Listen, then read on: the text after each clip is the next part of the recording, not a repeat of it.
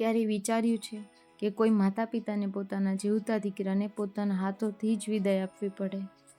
આ માત્ર એક સ્ટોરી નથી, આ છે એક પિતા અને માતાની 13 વર્ષ લાંબી પીડા, જેમાં આશા હતી, દુઃખ હતું અને અંતે એક મુશ્કેલ નિર્ણય. 2013 એક સામાન્ય દિવસ.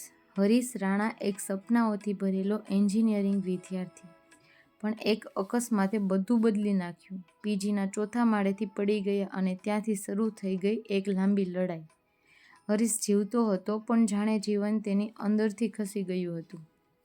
માતા દરરોજ દીકરાની આંખોમાં જોઈને પૂછતી, બેટા એકવાર બોલને. પિતા બહારથી મજબૂત, પણ અંદરથી દરરોજ તૂટી રહ્યા હતા. 13 વર્ષ. દરેક દિવસ હોસ્પિટલ, દવાઓ અને ખર્ચ, અને એક જ આશા, કદાચ કાલે સુધારો આવશે. ઘણું બધું ગુમાવ્યું, પણ આશા ક્યારેય નહીં ગુમાવી. ડૉક્ટરોનો એક જ જવાબ, રિકવરી શક્ય નથી. આ શબ્દો એક માતા પિતાની દિલમાં છરી જેવી લાગે. એક બાજુ દીકરો જીવતો છે અને બીજી બાજુ તે જીવન નથી જીવતો. અને અહીંથી શરૂ થાય છે સૌથી મુશ્કેલ પ્રશ્ન, શું દીકરાને આ પીડામાં રાખવો કે તેને મુક્તિ આપવી?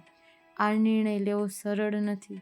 એક માતા માટે દીકરો ક્યારેય છોડી દેવાનો નથી હોતો. એક પિતા માટે દીકરો હંમેશા લડતો જ હોય છે. પણ જ્યારે પ્રેમ પીડા કરતાં મોટો થઈ જાય ને, ત્યારે માણસ દિલ પર પથ્થર મૂકે છે. અને એ જ થયું. માતા દીકરાના માથા પર હાથ ફેરવે છે અને આંખોમાં આંસુ પણ ચહેરા પર સ્મિત રાખવાનો પ્રયાસ. પિતા ધીમેથી કહે છે, બેટા હવે તું થાકી ગયો છે, હવે આરામ કર. બધાને માફ કરી દે અને શાંતિથી જા. આ શબ્દ કોઈ ફિલ્મના નથી, આ એક પિતાની અંદરથી નીકળેલી તૂટેલી અવાજ છે. ક્યારેક સાચો પ્રેમ પકડી રાખવામાં નથી, પણ છોડી દેવામાં હોય છે. હરીશ રાણા માટે આ અંત નહોતો, આ હતી તેની પીડામાંથી મુક્તિ. અને એક માતા પિતા માટે આ હતી જીવનની સૌથી મોટી કસોટી. એક માતા પિતાના દિલનો ટુકડો 13 વર્ષ સુધી લડતો રહ્યો. આજે તેઓએ દિલ પર પથ્થર મૂકીને વિદાય આપી. પીડામાંથી મુક્તિ અને આત્માને શાંતિ. ઓમ શાંતિ.